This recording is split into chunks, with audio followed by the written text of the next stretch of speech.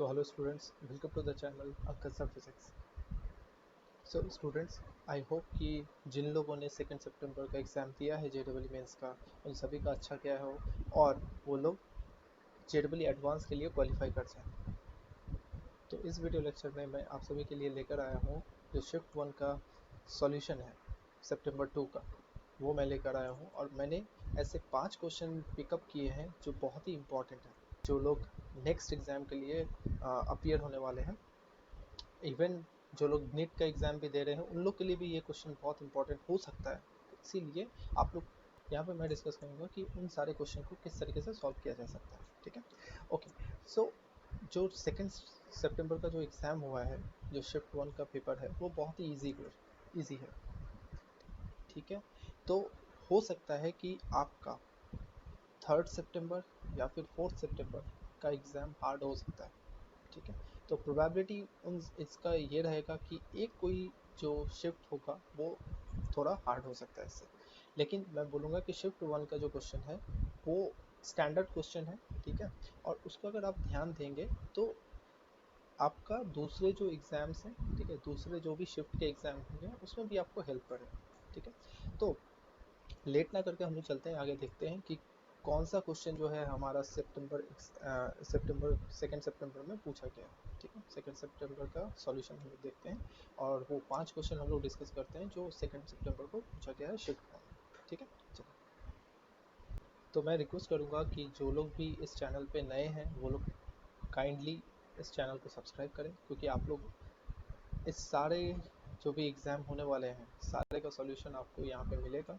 तो प्लीज़ आप सब सब्सक्राइब कर लीजिए, और जो लोग नीट के लिए तैयारी कर रहे हैं उन लोग के लिए भी मैं सारे वीडियोस लेकर आऊँगा, और किस तरीके का क्वेश्चन पूछा जा सकता है और कौन सा इंपॉर्टेंट क्वेश्चन हो सकता है, वो सारे चीज़ मैं यहाँ पे डिस्कस करूँगा।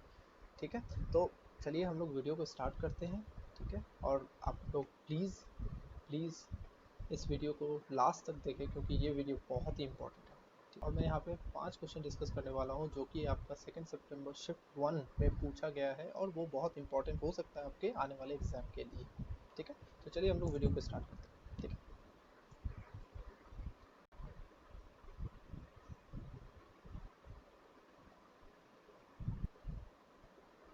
सो स्टूडेंट्स, हाँ, हम लोग अपने पावर पॉइंट प्रेजेंटेशन में आ गए हैं, और यहाँ पे अब हम लोग डिस्कस करेंगे कि कौन सा ऐसा 5 क्वेश्चन है जो हमारे फर्स्ट शिफ्ट में पूछा गया है सितंबर में। ठीक है, और वो सब हम लोग डिस्कस करेंगे और किस तरीके से हम लोग का अप्रोच होना चाहिए उन सारे क्वेश्चन को बनाने का, और उसको हम लोग कैटेगराइज करेंगे कि ये इजी है या मॉडरेट है या फिर डिफ़िकल्ट है। ठीक है, तो चलिए हम लोग देखते हैं। मैं चाहूँगा कि आप लोग इस वीडियो को पूरा एंड तक देखें, क्योंकि अ, इन सारे क्वेश्चन को किस तरीके से करना है वो सब आप इसी वीडियो लेक्चर में आप लोग समझ सकते हैं। ठीक है, तो चलिए देखते हैं, हम लोग नेक्स्ट स्लाइड में चलते हैं और देखते हैं हम लोग का फर्स्ट क्वेश्चन कौन सा है।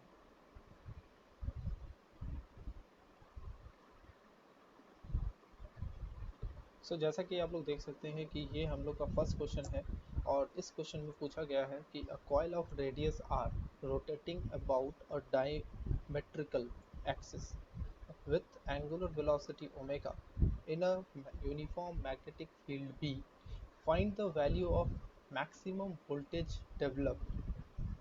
ठीक है, ध्यान दीजिएगा यहाँ पे कि क्या बोल रहा है यहाँ पे कि मैक्सिमम वोल्टेज डेवलप्ड क्या होगा।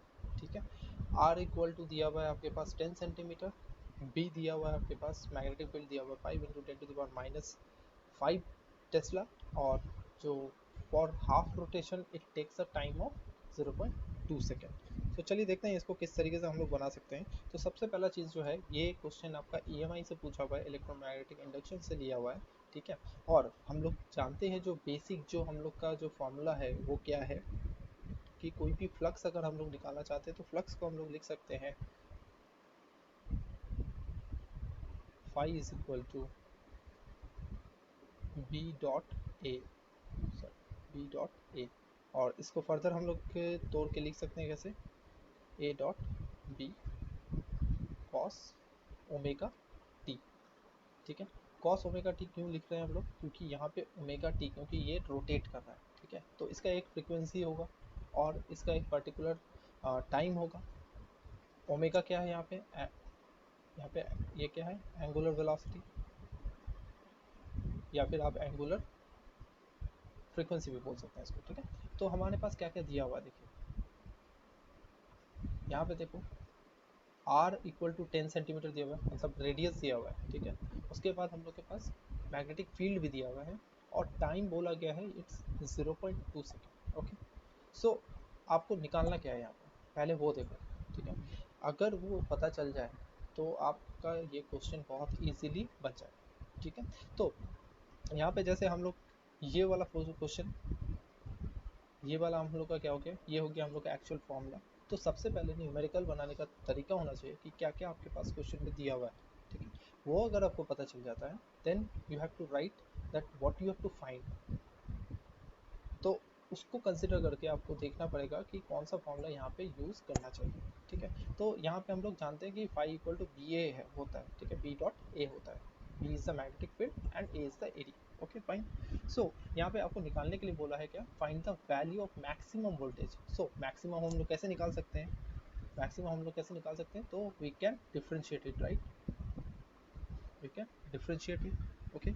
सो हम लोग जानते हैं ये वाला फॉर्मूला क्या किसका होता है, ये होता है, ये होता है EMF का। सो EMF इक्वल टू होता है minus D phi by D T. So let's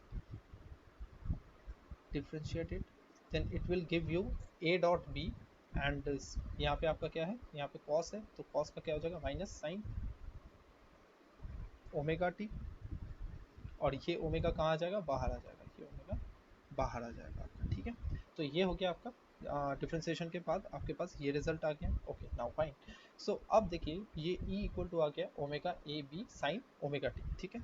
अच्छा, तो मैक्सिमम मैक्सिमम कब होगा, मैक्सिमम वोल्टेज आपका कब होगा, जब आपका साइन ओमेगा टी 1 हो जाए, ये वाला पार्ट आपका 1 हो जाए, ठीक है, ये वाला पार्ट आपका क्या हो जाए, 1 हो जाए, तब हम बोल सकते हैं कि ये मैक्सिमम वोल्टेज होगा। तो हम लोग इसको देखिए कैसे लिख सकते हैं, तो मैक्सिमम वोल्टेज अगर हम लोग इसको लिखना चाहें तो ई मैक्स इक्वल टू हम लोग लिख सकते हैं ए बी ओमेगा, ठीक है, ए बी ओमेगा लिख सकते हैं हम लोग इसको, okay. Now A is what, A is the area, right. So ये एरिया अगर हम लोग इस सर्कुलर पाथ का, डायमेट्रिकली क्या है, ये सर्कुलर है, तो सर्कुलर पाथ का क्या हो जाएगा, ये हो जाएगा पाई आर स्क्वायर, ठीक है।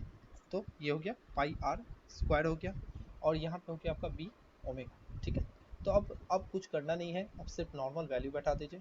तो ये हो गया पाई का वैल्यू 3.14, उसके बाद आर आपके पास दिया हुआ है, आर दिया हुआ है आपके पास यहाँ पे 10 centimetre, so change it to metre, then it will be 0.1, okay. And then आपके पास क्या दिया हुआ है, यहाँ पे हो गया आपका B, so R square, right, तो इसको हम लोग 0.1 लिख देते हैं, और बी आपके पास दिया हुआ है 5 into 10 to the power minus 5, right. And उसके बाद आपका omega, omega is equal to क्या होता है, ओमेगा इज इक्वल टू होता है हम लोग का क्या होता है, बताइए, पाई बाई टी हम लोग इसको लिख सकते हैं, ठीक है, कोई दिक्कत, ठीक है। तो इसको हम लोग लिख सकते हैं, यहाँ पे हो जाएगा आपका पाई बाई 0.2, ठीक है, ये हो गया ओमेगा, क्लियर यहाँ तक हो गया। उसके बाद आप इसको अगर कैलकुलेट करोगे, ये वाला पूरा वैल्यू को आप अगर कैलकुलेट करोगे, then you will get the answer like it's will be very close to 2.5 into 10 to the power - 3। तो इसको आप अपने से खुद से ट्राई करो, ट्राई करने के बाद you will get this answer 2.5 into 10 to the power - 5 volt, okay. So the answer will be C, so the answer will be C for this question, okay। so इसको मैं मॉडरेट कैटेगरी में रखूँगा, इसको मैं moderate category में रखूँगा, ठीक है। तो चलिए हम लोग नेक्स्ट क्वेश्चन की तरफ बढ़ते हैं, जो हम लोग का second question. So now second question, ये क्वेश्चन लिया गया आपका यूनिट एंड डायमेंशन से। तो यूनिट एंड डायमेंशन से हम लोग का लगभग क्वेश्चन रहता ही है, एक या दो। तो दो क्वेश्चन अगर पूछा जाए तो आपका कहाँ कहाँ से हो सकता है, एक हो सकता है आपका नॉर्मल डायमेंशन को यूज़ करके, और दूसरा जो JEE मेंस में पूछा जाता है वो आपका हो सकता है एरर से।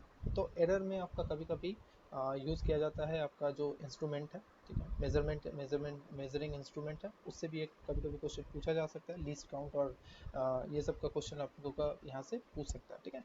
तो लेकिन बात ये है कि यूनिट एंड डायमेंशन से एक क्वेश्चन तो है नहीं है, चाहे वो एरर से पूछे चाहे वो डायमेंशन से पूछे। तो यहाँ पे आपको जैसे देख सकते हैं कि ये बहुत बेसिक क्वेश्चन है, ठीक है, और इसको आप इजीली बना सकते हैं, कोई दिक्कत नहीं है इसमें, ठीक है, क्योंकि ये क्वेश्चन आप लोगों ने देखा होगा कि ये बेसिक चीज़ों से बनता है, बेसिक फॉर्मूला है इसका, बेसिक मेथड है इसका, और वो क्या है वो चलिए हम लोग देखते हैं, ठीक है। तो जैसा कि आप लोग देख सकते हैं कि यहाँ पे बोला गया है कि if force, velocity and area is considered as a fundamental physical quantities, okay, then find the dimensional formula of young modulus of elasticity. So आपके पास ये जो force, velocity और area, ये जो तीन दिया हुआ है, ये आपका क्या है, फंडामेंटल क्वांटिटीज, मतलब जो भी रिलेशन बनाना है इन तीनों को यूज करके आपको बनाना होगा, ठीक है।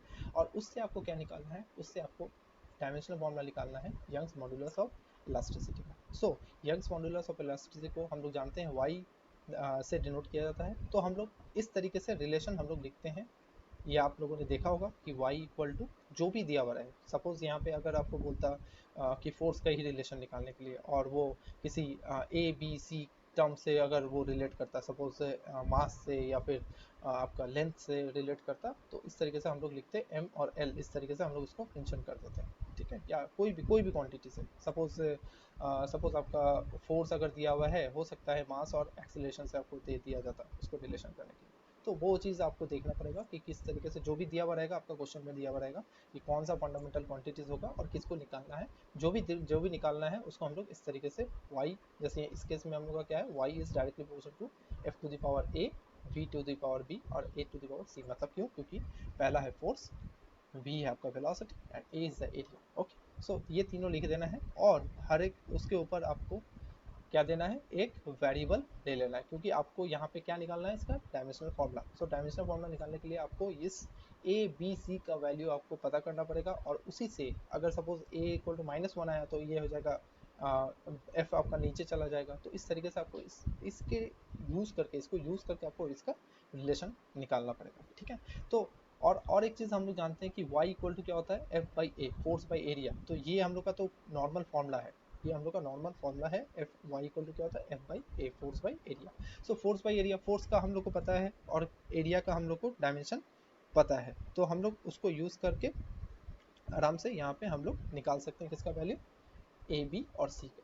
तो हम लोग कैसे करेंगे, ये देखिए, फोर्स का भी पता होता है हम लोग को, वेलोसिटी का भी पता है, एरिया की भी पता है, और यंग्स डबल स्लिट का क्या होता है, सॉरी यंग्स मॉड्यूलस का क्या होता है, एफ बाई ए, मतलब फोर्स बाई एरिया। तो इसको हम लोग आराम से यहाँ पे लिख सकते हैं, क्या, फोर्स का होता है हम लोग का M L T to the power M L T to the power minus, और एरिया क्या होता है, एल स्क्वायर, ठीक है, ओके। नाउ इक्वल टू हम लोग इसको देखिए यहाँ पे इस तरीके से लिखेंगे, फोर्स का फिर से M L T to the power -2, ठीक है, इसको आप इस तरीके से टू दी पावर ए लिख सकते हैं, ठीक है। और उसके बाद फिर हम लोग क्या लिखेंगे, वेलोसिटी होता है हम लोग का m to the power 0, l to the power 1, t to the power -1, ठीक है। तो ये भी आप लोग इस तरीके से ब्रैकेट इस तरीके से यूज़ करें या स्मॉल ब्रैकेट यूज़ करें, कोई बात नहीं है, ठीक है। और उसके बाद आप लोग एरिया हम लोग जानते हैं l to the power square, ठीक है, l to the power square to the power c, okay. Now do one thing, ये m और ये 2 इधर है, ऊपर जाएगा तो ये हो जाएगा -2 प्लस 1, यहाँ पे हो जाएगा आपका -1, और यहाँ पे हो जाएगा T to the power -2, okay. So यहाँ पे आपका देखिए, इसको पूरा सॉल्व कीजिए, सारे को एक टर्म में लाइए, m को एक टर्म में लाइए, l को एक टर्म में लाइए और t को एक टर्म में लाइए। उसके बाद हम लोग दोनों साइड को RHS इक्वल टू LHS होना चाहिए, जो हम लोग का प्रिंसिपल ऑफ होमोजेनिटी का प्रिंसिपल है, ठीक है, उसको यूज़ करके हम लोग यहाँ पे इसको सॉल्व कर सकते हैं, a b और c का वैल्यू, ए बी और सी का वैल्यू यहाँ पे कैलकुलेट कर सकते हैं। तो किस तरीके से करेंगे, देखिए यहाँ पे जैसे m है, m to the power a है, यहाँ पे 0 है, तो ये इससे कुछ नहीं होगा, यहाँ पे normal m to the power a आ जाएगा पहला। उसके बाद l to the power a है, यहाँ पे l टू द पावर क्या हो गया, b हो गया, और यहाँ पे l to the power 2c हो गया। तो सारे का अगर मल्टीप्लिकेशन कीजिएगा तो ये आ जाएगा आपका l to the power a plus b and plus 2c, okay. So उसके बाद फिर t हो गया, t पे देखिए क्या है, ये -2a है, -b है, और यहाँ पे कुछ नहीं है, तो ये हो जाएगा आपका -2a और ये -b। तो ये आपका रिलेशन आएगा यहाँ पे, ठीक है, इस तरीके से आपका यहाँ पे रिलेशन आ जाएगा। तो अब आपको करना क्या है, अब आपको कुछ नहीं करना, यहाँ पे देखिए आप m टू द पावर क्या है, ये 0 है, इसका मतलब 1 है यहाँ पे, ठीक है, सॉरी यहाँ पे 1, 0 नहीं है, ये 1 है एक्चुअली, ठीक है, तो 1 है, तो इसका मतलब क्या हो गया, ए हम लोग का 1 आ जाएगा यहाँ पे, ए इज इक्वल टू क्या हो जाएगा, 1 हो जाएगा। उसके बाद एल का आपको क्या करना है, इसको यहाँ पे देखिए एल टू द पावर -1 है, तो ये इक्वेशन हो जाएगा -1 ए प्लस बी प्लस 2c, और एक इक्वेशन हो जाएगा -2 इक्वल टू -2a माइनस, तो ये सारा आपका इक्वेशन हो गया। इसको आपको अगर सॉल्व कीजिएगा तो आपके पास आंसर आ जाएगा, और वो आंसर होगा ए। तो इसको आपको कीजिएगा, यहाँ से आपको निकालना क्या है, ए और बी एंड सी का वैल्यू निकालना है। ए का वैल्यू 1 है, बी और सी का आप निकालिएगा, और उसके बाद आप इस फॉर्मूला को यहाँ पे इस तरीके से, इसमें ए सपोज आपका जो यहाँ पे आएगा answer, A is equal to 1 आएगा, बी इज इक्वल टू 0 है, और सी इक्वल टू आपका -1 आएगा। ठीक है, तो ये आप अगर सॉल्व कीजिएगा तो यहाँ पे आपका आंसर आ जाएगा y इक्वल टू, ठीक है, f to the power 1, v to the power b है तो 0, और a टू द पावर क्या है, टू द पावर आपका -1। सो ये आपका आ जाएगा क्या, f, और ये नीचे तो f बाई ए। तो एक चीज़ देखिए आपको यहाँ पे, अगर आपको पहले से पता हो कि y इक्वल टू क्या होता है, f बाई ए, देन आपको ये पूरा करने का ज़रूरत भी नहीं पड़ता, आप लोग डायरेक्ट यहाँ से ये वाला रिलेशन निकाल सकते थे। तो अगर आपको पता है तो सही है, नहीं पता है तो कोई दिक्कत नहीं, आप लोग इस तरीके से सॉल्व कर सकते हैं। ठीक है, कोई दिक्कत, कोई दिक्कत नहीं। चलिए हम लोग नेक्स्ट क्वेश्चन में बढ़ेंगे, और ये मैं इसको मैं इजी में रखता हूँ, ये बहुत इजी क्वेश्चन है। ठीक है, तो इसको मैं इजी कैटेगरी में, चलिए नेक्स्ट क्वेश्चन की तरफ बढ़ते हैं।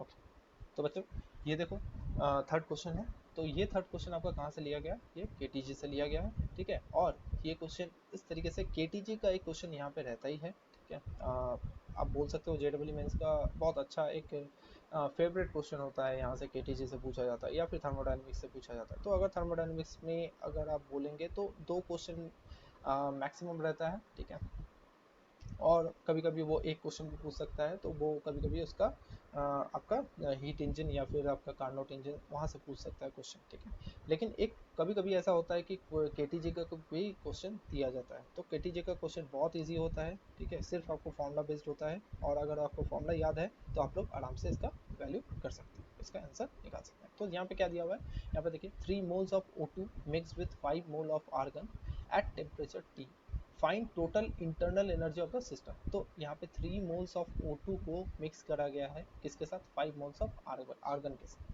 ठीक है, और आपको निकालना क्या है, इंटरनल एनर्जी निकालना है टोटल सिस्टम का। तब आपका टेम्परेचर क्या है, टी। ठीक है, तो टी आप लोग का टेम्परेचर हो जाएगा। तो हम लोग नॉर्मल फॉर्मूला जानते हैं कि क्या होता है, यू इक्वल टू होता है हम लोग का, कोई भी चीज़ कोई भी इंटरनल एनर्जी अगर निकालना चाहते हैं तो दोनों मॉलिक्यूल्स का हम लोग क्या करेंगे, जो उसका टोटल एनर्जी है उसको हम लोग क्या करेंगे, ऐड करेंगे। तो क्या करेंगे उसके लिए, F1/2 into N1 RT, N क्या है यहाँ पे, मोल है, नंबर ऑफ मोल्स है। ठीक है, और ये F क्या है, F आपका हो गया डिग्री ऑफ फ्रीडम। ठीक है, तो F आपका क्या हो गया, यहाँ पे F देख सकते हैं, यहाँ पे क्या है, ये पहले वाले के लिए देखिए ये O2 है ना, तो O2 क्या हो गया, डाई एटोमिक, राइट। सो डाई एटोमिक अगर हो गया तो ये इसका क्या हो जाएगा, ये हो जाएगा आपका 5/2 इंटू 3, 3 क्या हो गया आपका, मोल्स, 3 मोल्स हो गया यहाँ पे। और आर टी तो जो भी है, आप आर टी तो कांस्टेंट है, तो आर टी हम लोग लिख दिए इसको। ओके, उसके बाद हम लोग का F2 क्या हो जाएगा, ये देखिए यहाँ पे आर्गन, आर्गन क्या होता है, आर्गन सिंगल मोनो एटोमिक है। ठीक है, तो मोनो एटोमिक क्या हो जाएगा, 3/2 इंटू 5 इंटू आर टी। सो इसको अगर आप सॉल्व कीजिएगा, you will get the answer 15 R T. So this is very easy question, so I will give it in the category, I will keep it in the category of easy. Okay, so the answer will be C, right? Okay, so I think this is very easy question, so कोई इसमें hard question है नहीं। ठीक है, तो आप लोग easily से बना लिए होंगे जिन लोगों ने 2 सितंबर का एग्ज़ाम दिया है, और जो लोग आगे बनाना चाहते हो, और आगे जो लोग तैयारी कर रहे हो आप लोग। ठीक है, तो आप लोग के लिए ये हेल्प करेगा। ठीक है, तो ये सिर्फ फॉर्मूला याद रखना है, फॉर्मूला पे डायरेक्ट बैठाना है, बैठा के आप लोग आंसर निकाल सकते हैं। चलिए, तो नेक्स्ट क्वेश्चन की तरफ बढ़ते हैं हम लोग। Okay, now next question is, this question is taken from friction, and here we will use the concept of work energy theorem. Okay, यहाँ पे हम लोग वर्क एनर्जी थ्योरम का कॉन्सेप्ट भी यूज करेंगे। ओके, सो देखिए क्वेश्चन में क्या बोला, क्वेश्चन में बोला है कि a block of mass m start slipping from top of incline plane at p, ठीक है, and comes to rest when reaches to the lowest point A of the inclined plane if BC equal to 2AC. Okay, now यहाँ तक question को समझना बहुत ज़रूरी है, ठीक है। क्वेश्चन बहुत अच्छा है, क्वेश्चन को समझना बहुत ईजी है या सब ज़रूरी है, ठीक है। तो क्वेश्चन को अगर आप समझ जाते हो तो इजीली आप लोग बना सकते हो इस क्वेश्चन, ठीक है। तो चलिए हम लोग देखते हैं कि क्वेश्चन क्या है। क्वेश्चन में क्या बोला है, अ ब्लॉक ऑफ मास m, ठीक है। एक ब्लॉक है मास m का, ठीक है, और वो स्टार्ट करता है स्लिप करना, ठीक है, फ्रॉम टॉप, टॉप से ये स्लिप करना स्टार्ट करता है, ओके। तो इसमें आपका 2 पॉइंट है, क्या है, एक ए, सॉरी आप बोल सकते हो 3 पॉइंट है, A B and C, 3 point है। और ये सी जो पॉइंट है यहाँ तक, ए और सी, ये इन दोनों के ए सी और बी सी के बीच में एक रिलेशन दिया हुआ है, ये देखिए, ये है आपका relation B C equal to 2ac, मतलब बी सी जो है ये वाला, ये आपका ट्वाइस है ए सी के, ठीक है। ये वाला आपका रिलेशन दिया हुआ है इसमें, ठीक है। ओके, सो बोला क्या है, when reaches to the lowest point A of the inclined plane. अच्छा, एक चीज़ और देखिएगा यहाँ पे, क्या कि इस पार्ट में ये जो बी सी वाला जो पार्ट है, ये वाला पार्ट आपका फ्रिक्शनलेस है, ठीक है। ये ध्यान देने वाली बात है, फ्रिक्शन लेस, ठीक है, ये फ्रिक्शन लेस है। और इस पार्ट में आपका फ्रिक्शन है, इस पार्ट में आपका फ्रिक्शन है, ठीक है, इस पार्ट में आपका फ्रिक्शन है। उसका कोफिशिएंट भी दिया हुआ है कितना, यहाँ पे, and friction coefficient of AC part is mu is equal to K tan theta. तो यहाँ पे आपका फ्रिक्शन का कोफिशिएंट भी दिया हुआ है, that is K tan theta, okay. So now then find the value of K, you have to find the value of K. So what you have to do, see देख, see यहाँ पे एक चीज़ आप देखिए, इस तरीके का क्वेश्चन बनाने का तरीका ये है कि आपको जो वैल्यू है वो म्यू के टर्म में निकालना है, और वहाँ से आपको इस दोनों को इक्वेशन को इक्वेट करना है। तो वहाँ से आपको क्या मिलेगा, वहाँ से आपको के का वैल्यू मिल जाएगा, ठीक है। तो चलिए हम लोग देखते हैं कि किस तरीके से हम लोग इसको कर सकते हैं। तो ये बहुत थोड़ा कॉन्सेप्चुअल है, अगर इसको समझ जाएंगे तो ये बहुत इजी है, ठीक है। तो एक तो रिलेशन है हम लोग के पास, क्या कि जो बी सी है वो क्या दिया हुआ है 2ac, ठीक है, कोई बात नहीं, चलो बहुत अच्छा है, ठीक है। देखो सब क्वेश्चन इजी होता है, ठीक है, सिर्फ समझने का देरी होता है बस, और कुछ नहीं, ठीक है। तो एक काम करते हैं हम लोग, मान लेते हैं कि ए सी को x, कोई दिक्कत नहीं, ठीक है, ए सी को हम लोग x मान लिए, बढ़िया है, ओके। नाउ अगर ए सी x है, देन बी सी क्या हो जाएगा, हम लोग बी सी क्या हो जाएगा 2x, राइट, कोई दिक्कत नहीं। अच्छा, अब टोटल डिस्टेंस कितना हो जाएगा, ए बी कितना हो जाएगा भाई, ए बी हो जाएगा हम लोग का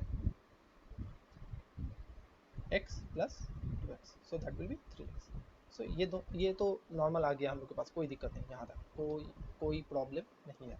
तो चलो भैया, इसका हम लोग ले लेते हैं mg, जो हम लोग का जो जन्म सिद्ध अधिकार है बोल सकते हो, फ्रिक्शन का क्वेश्चन या फिर न्यूटन्स लॉ ऑफ मोशन का क्वेश्चन बनाने के लिए जो हम लोग मेथड यूज़ करते हैं, ठीक है। तो ये हो गया mg, ओके। नाउ ये थीटा बनाएगा यहाँ पे, इसको थोड़ा मैं इनलार्ज करके इस तरीके से बनाता हूँ यहाँ पे, ठीक है। ये देखो भाई, ये हो गया मास, ये नीचे हो गया mg, ठीक है।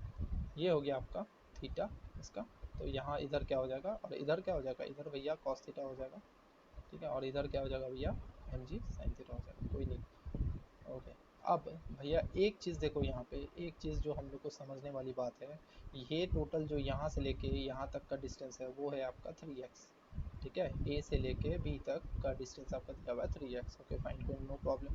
थीटा ये दिया हुआ है भैया, और जो मूवमेंट होती है वो हम लोग को लेना पड़ता है क्या, परपेंडिकुलर, ओके।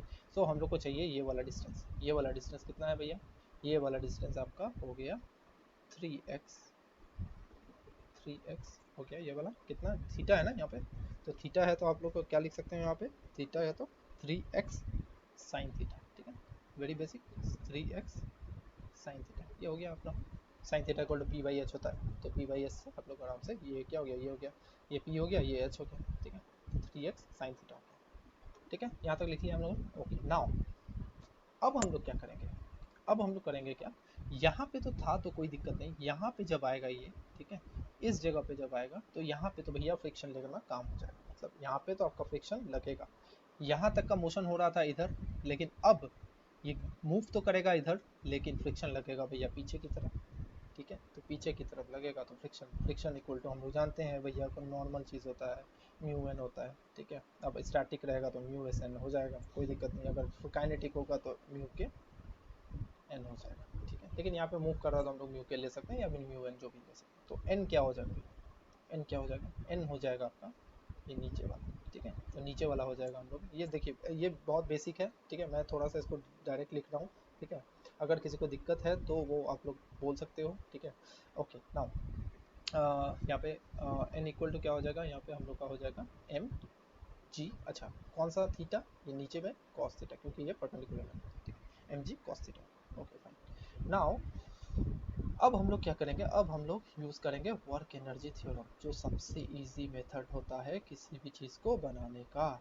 ठीक है, अगर ये पता है तो आपका लगभग क्वेश्चन जो ये एनएलएम का हो या किसी भी चीज़ का हो, लगभग क्वेश्चन वर्क एनर्जी थ्योरम का अगर मेथड आपको पता है कि कहाँ पे ये यूज़ करना है, ठीक है, तो भैया क्वेश्चन बन जाए, कोई दिक्कत नहीं। ठीक है, okay now work energy theorem क्या बोलता है हम लोग का कि टोटल वर्क डन निकालो किसी बॉडी पे, टोटल वर्क डन निकालो किसी बॉडी पे कितना है, ठीक है, अब उसको बराबर करो किसके, चेंज इन काइनेटिक एनर्जी के, चेंज इन काइनेटिक एनर्जी।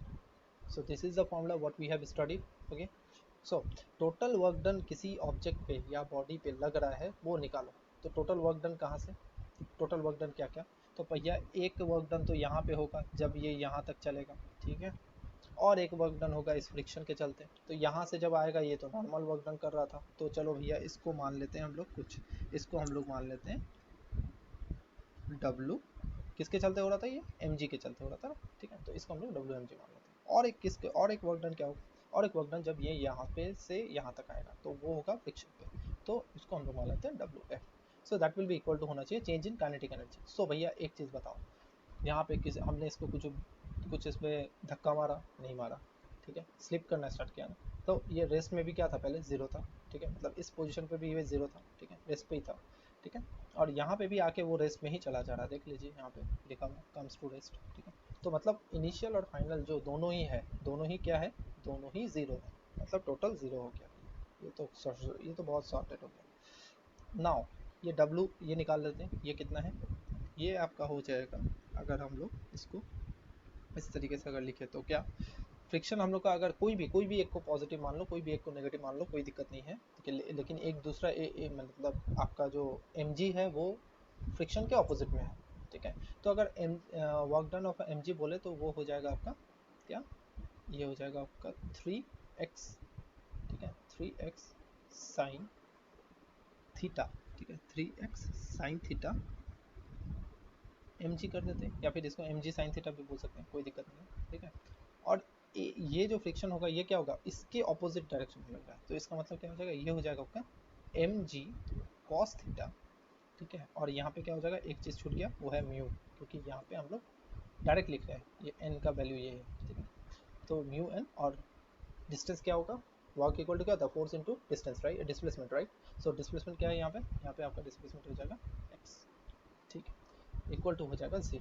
तो भैया इसको इक्वेट करो, you will get what, you will get 3x sine theta mg equal to हो जाएगा mu mg cos theta x, ठीक है, ये हो गया, x x कैंसिल हो गया, mg कैंसिल हो गया, बचा ये, तो हम लोग इसको देखिए तो क्या लिख सकते हैं, म्यू इक्वल टू लिख सकते हैं 3 tan थीटा, कोई दिक्कत, अगर मैं इस cos थीटा को इधर लेके चला जाऊँ तो ये हो गया आपका म्यू का रिलेशन, और मैंने क्या बताया था पहले ही कि आपको इसको और इसको इक्वेट करना है, तो अगर हम दोनों इसको इक्वेट करें तो यहाँ से हम लोग को आराम से k का वैल्यू मिल जाएगा, k is what, k is nothing but the value of 3, clear हो गया यहाँ से, तो हम लोग का आंसर हो जाएगा C, ठीक है, तो ये मैं थोड़ा सा इसको डिफ़िकल्ट में रखूँगा, ठीक है, उतना ज़्यादा भी डिफ़िकल्ट नहीं है, तब भी मैं अगर जितना मैं क्वेश्चन लिया हूँ अगर उसमें मैं कैटेगराइज करूँ तो इसको मैं डिफ़िकल्ट में रखूँगा कैटेगरी, ठीक है, और ये थोड़ा सा कॉन्सेप्चुअल है बस, और कुछ नहीं है, वैसे तो बहुत ईजी है, मॉडरेट में रखना चाहिए था, लेकिन अगर मैं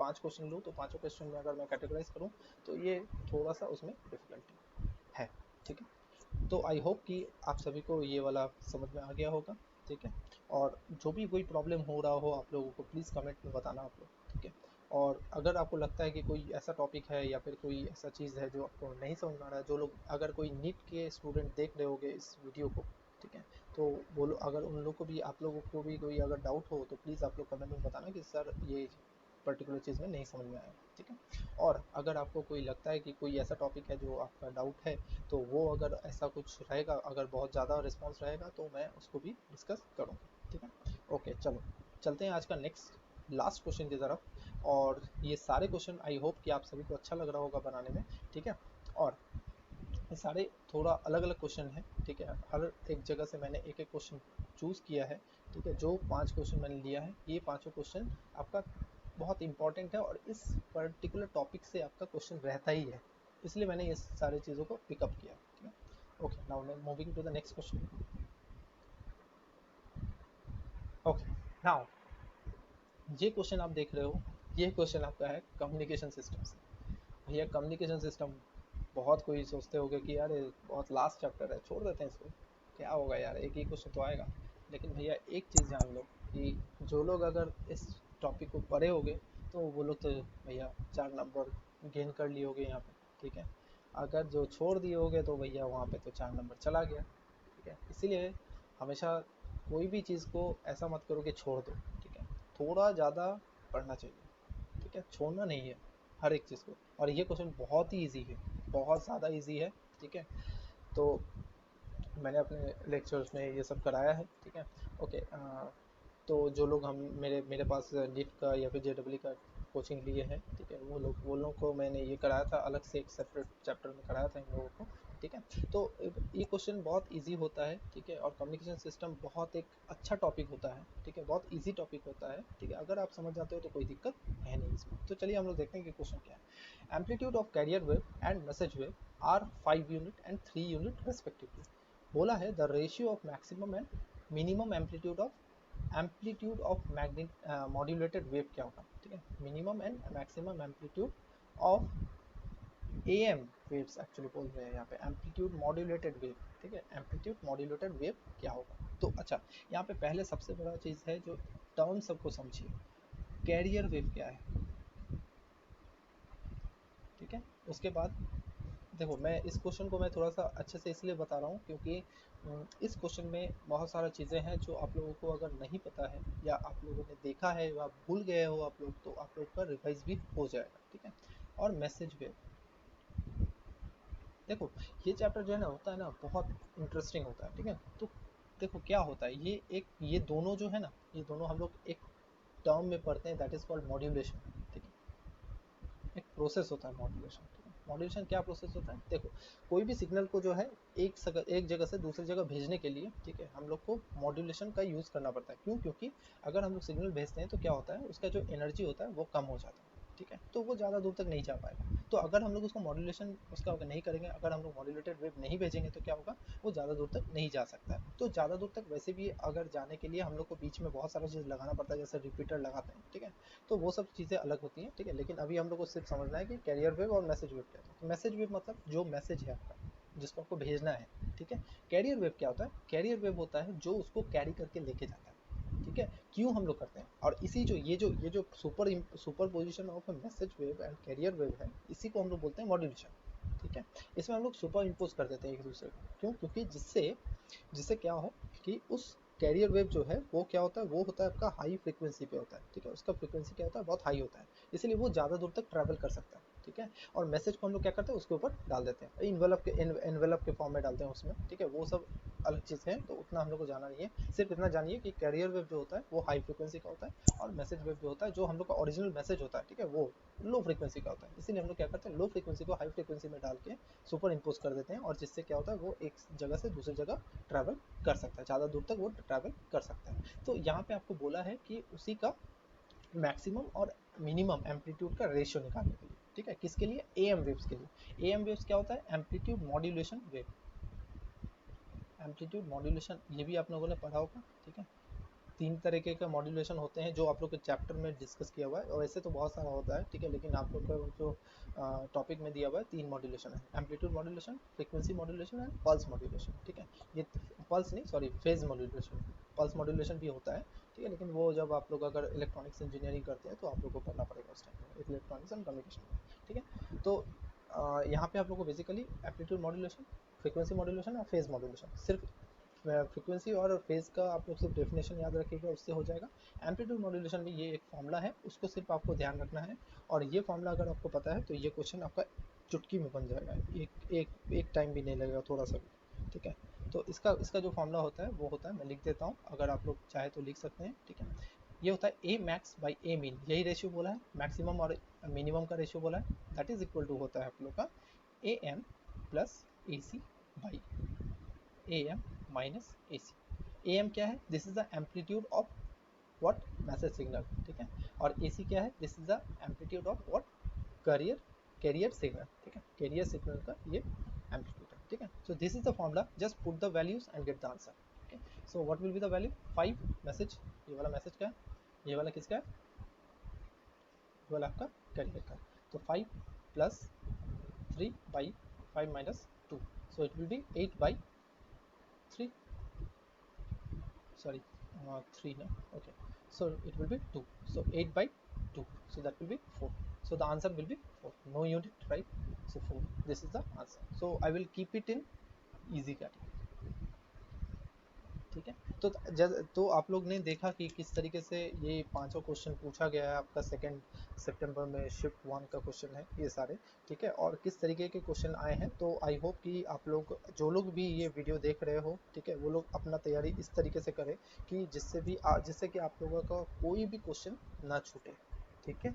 तो फिर मैं नेक्स्ट जो भी आपका एग्ज़ाम हो रहा है, ठीक है, उसका मैं सोल्यूशन इस तरीके से लाता रहूँगा और देखूंगा कि उसमें से कौन सा जो इम्पोर्टेंट क्वेश्चन है जो आप लोगों को करना चाहिए, और स्पेशली फॉर नीट, जो लोग नीट का भी तैयारी कर रहे हैं उन लोग के लिए भी ये क्वेश्चन बहुत इंपॉर्टेंट है, क्योंकि नीट में आपका JEE मेंस से रिपीटेशन होता है क्वेश्चन, ठीक है। तो इसीलिए आप लोग प्लीज़ ध्यान से पढ़ो, ठीक है, और अच्छे से पढ़ो। आई होप कि आप सब अच्छा रिजल्ट करो और JEE एडवांस के लिए क्वालिफाई कर जाओ, ठीक है। ओके, चलो, तो मिलते हैं हम लोग नेक्स्ट वीडियो लेक्चर में, तब तक के लिए बाय।